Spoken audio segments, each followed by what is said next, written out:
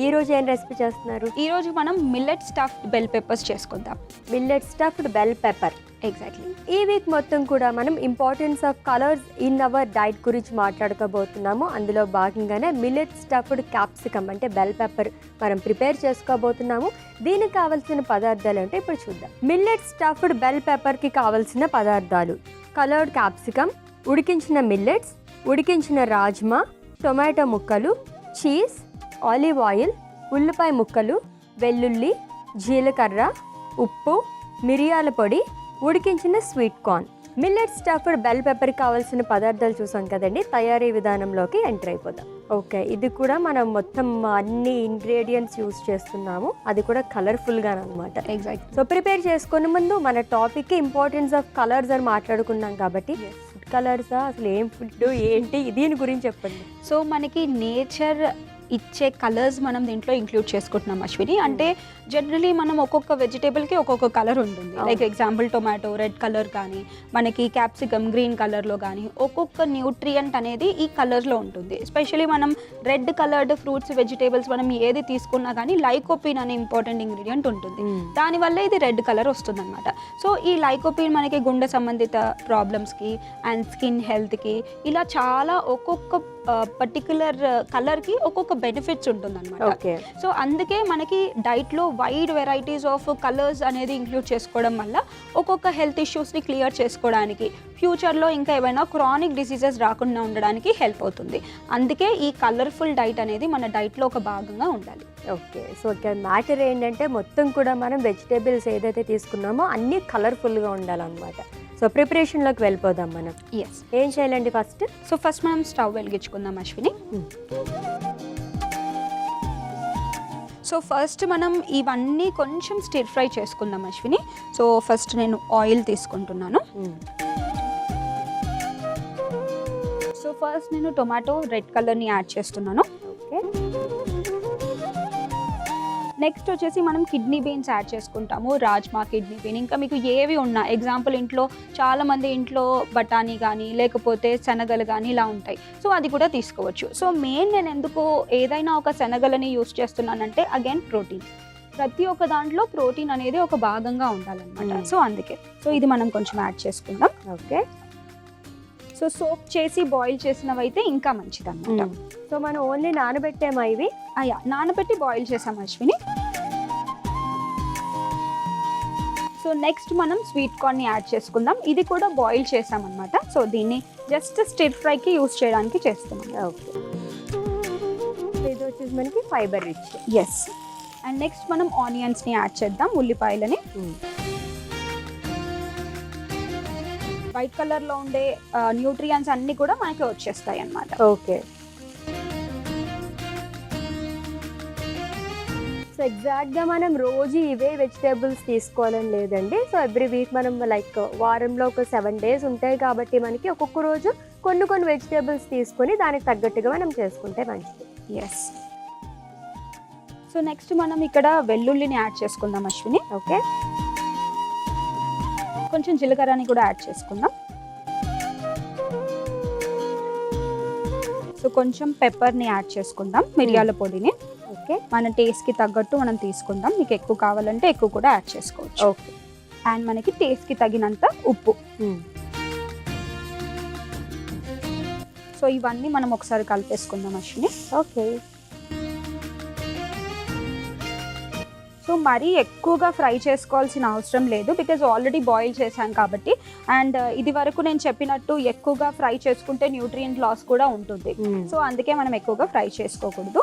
Okay, కొంచెం ఇది ఒక 1-2 minutes ఫ్రై అయిపోయిన తర్వాత మనం వేరేది యాడ్ చేద్దాం. డన్. సో ఇది మనకి స్నాక్గా తీసుకుంటే బాగుంటుంది కదా? ఎస్, స్నాక్గా తీసుకుంటే బాగుంటుంది. బికాజ్ ఏ స్నాక్ అయినా కానీ కూడా ప్రోటీన్, కార్బోహైడ్రేట్ కూడా ఉండాలని చెప్తాం. సో దీంట్లో న్యూట్రియంట్స్తో పాటు వైటమిన్స్, మినరల్స్ వస్తుంది, అండ్ కార్బోహైడ్రేట్స్ వస్తుంది, ప్రోటీన్స్ కూడా వచ్చేస్తుంది. సో వెరీ హెల్దీ స్నాక్ అని చెప్పొచ్చు. పిల్లలకి కూడా ఇవ్వచ్చు, ఎందుకంటే చాలా చూడడానికి కూడా కలర్ఫుల్గా ఉంటుంది, చాలా కనిపిస్తుంది చూడడానికి కూడా. అండ్ ఫైనల్ ప్లేటింగ్ చేసుకుంటే ఇంకా యమ్మీగా, టేస్టీగా కనిపిస్తుంది. పిల్లలు ఈజీగా అట్రాక్ట్ అవుతారు, ఈజీగా తినేస్తారు. స్టఫ్డ్ అనుకున్నాం కాబట్టి ఫైనల్ రిజల్ట్ నాకు తెలిసి ఒక పిజ్జా లుక్ లాగా వస్తుందేమో. అది కూడా కట్ చేసుకున్న పిజ్జా పీసెస్ లాగా వస్తుంది. కిడ్స్ అయితే చాలా బాగా లైక్ చేస్తారని అనుకుంటున్నాను. చూద్దాం అవుట్పుట్ ఒకసారి. ఎగ్జాక్ట్లీ. సో మనం ఇక్కడ మిల్లెట్ని యాడ్ చేసుకుందాం అశ్విని. సో ఆల్రెడీ మనం ఇది సోక్ చేసి బాయిల్ చేసి పెట్టాము. సో ఈ మిల్లెట్ జనరలీ నేను ఇక్కడ ఫాక్స్ టైల్ మిల్లెట్ తీసుకున్నాను, కొర్రలు అంటాము. సో ఇదే ప్లేస్లో మీకు ఇంకా ఏ మిల్లెట్ దొరికినా కానీ తీసుకోవచ్చు. కిన్వా కూడా యాడ్ చేసుకోవచ్చు, ప్రోటీన్ రిచ్ ఉంటుంది కాబట్టి మీకు ఏది ఇంట్లో అవైలబుల్ ఉంటుందో అది యాడ్ చేయొచ్చు. ఎంతసేపు నానబెట్టుకుని ఎన్ని విజిల్స్ బాయిల్ చేసుకున్నాం మనం ఇది? సో జనరలీ మనకి మిల్లెట్స్ అనేవి ఎక్కువ టైం తీసుకుంటుంది. అవును. సో ఓవర్ నైట్ సోక్ చేసుకుంటే ఓకే, లేదంటే అట్లీస్ట్ 3 to 4 hours సోక్ చేసుకోవాలి. సోక్ చేసుకున్న తర్వాత బాగా బాయిల్ చేసుకోవాలి. వాటర్ కంటెంట్ ఎక్కువగా పడుతుందన్నమాట. వాటర్ ఎక్కువగా యాడ్ చేసి మీరు ప్రెషర్ కుక్కర్లో కానీ నార్మల్గా కానీ కుక్ చేసుకుంటే సరిపోతుంది. ఓకేనా? సో ఇది యాడ్ చేద్దాం అశ్విని. మళ్ళీ ఒకసారి స్టిర్ ఫ్రై చేసుకుందాం. ఓకే. దీంట్లో మనం రైస్ కూడా మిక్స్ చేసుకున్నాం కాబట్టి స్నాక్ గానే కాకుండా మనం ఒక మీల్ గా కూడా తీసుకోవచ్చు కదా. తీసుకోవచ్చు, కానీ తక్కువగా ఉంటుంది కాబట్టి ఎక్కువ పోర్షన్ తీసుకోవాలి. పోర్షన్ సైజ్ మనం ఇంక్రీజ్ చేస్తే సరిపోతుంది. సో ఇది స్టఫ్ చేసుకునే ముందు మనం స్టీమ్ చేసుకోవాలి అశ్విని. దానికి కొంచెం వాటర్ ని కూడా పెట్టేసుకుందాము. సో నేను ఇటు పెట్టేస్తాను, తర్వాత స్టఫింగ్ చేసుకుందాం. నేను స్టఫింగ్ చేసేస్తాను.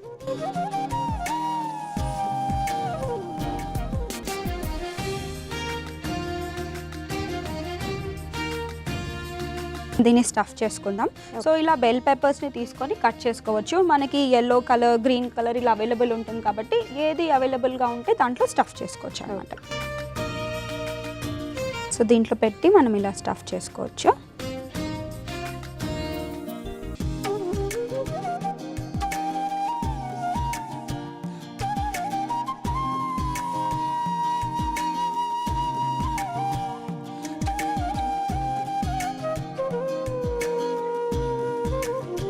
సో దీనిపైన మనం ఏం చేస్తామంటే గ్రేటెడ్ చీజ్ వేద్దాము.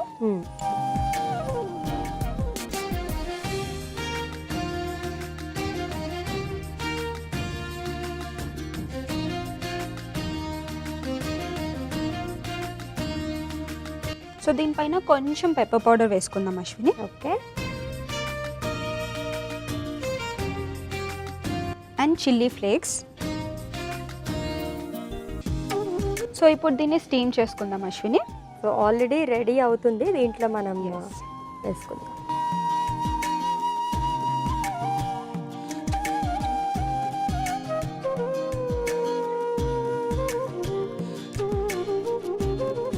సో ఇలా పెట్టుకుని మనం మూత పెట్టేసుకుందాం.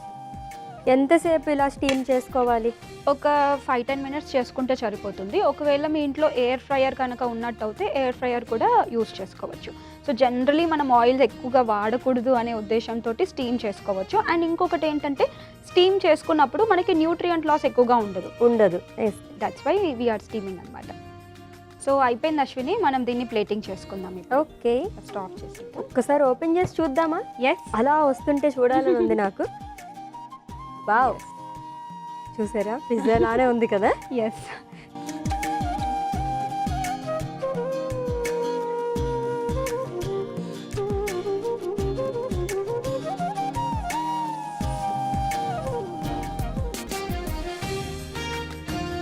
Millet stuffed bell peppers ready అయిపోయింది అశ్విని. టేస్ట్ చేసి చెప్పండి ఎలా ఉందో. తప్పకుండా, నేను కూడా వెయిట్ చేస్తున్నాను. ఎంతో కలర్ఫుల్గా ఉందో. మిల్లెట్ స్టఫ్డ్ బెల్ పెప్పర్ అయితే రెడీ అయిపోయిందండి. చూసారు కదా ఎంత కలర్ఫుల్గా ఉందో, చాలా బాగుంది. నాకైతే ఐ ఫీస్ట్ దాంతో కడుపు నిండిపోయేలా ఉందన్నమాట. టేస్ట్ చేసేస్తాను. అంతకన్నా ముందు దీనికి కావాల్సిన పదార్థాలు, తయారీ విధానం ఒకసారి చూద్దాం. మిల్లెట్ స్టఫ్డ్ బెల్ పెప్పర్కి కావాల్సిన పదార్థాలు: కలర్డ్ క్యాప్సికమ్, ఉడికించిన మిల్లెట్స్, ఉడికించిన రాజ్మా, టొమాటో ముక్కలు, చీజ్, ఆలివ్ ఆయిల్, ఉల్లిపాయ ముక్కలు, వెల్లుల్లి, జీలకర్ర, ఉప్పు, మిరియాల పొడి, ఉడికించిన sweet corn. Millet stuffed bell pepper తయారు చేసుకునే విధానం: ముందుగా స్టవ్ ఆన్ చేసి పాన్ పెట్టి అందులో నూనె, టొమాటో ముక్కలు, ఉడికించిన రాజ్మా, ఉడికించిన స్వీట్ కార్న్, ఉల్లిపాయ ముక్కలు వేసి వేయించుకోవాలి. తర్వాత అందులో వెల్లుల్లి, జీలకర్ర, మిరియాల పొడి, ఉప్పు వేసి కలుపుకోవాలి. ఇప్పుడు ఉడికించిన మిల్లెట్స్ వేసి మొత్తం మళ్ళీ కలుపుకొని తర్వాత స్టవ్ ఆన్ చేసి కడాయి పెట్టి అందులో తగినంత నీళ్లు వేసి మూత పెట్టుకోవాలి. ఇప్పుడు కలర్డ్ క్యాప్సికమ్ మీద తయారు చేసుకున్న మిల్లెట్ మిశ్రమం స్టఫింగ్లా చేసుకుని దానిపైన చీజ్, మిరియాల పొడి, చిల్లీ ఫ్లేక్స్ వేసి స్టీమ్ చేసుకుని సర్వింగ్ ప్లేట్లోకి తీసుకుని సర్వ్ చేసుకోవాలి. అంతే, millet stuffed bell peppers ready.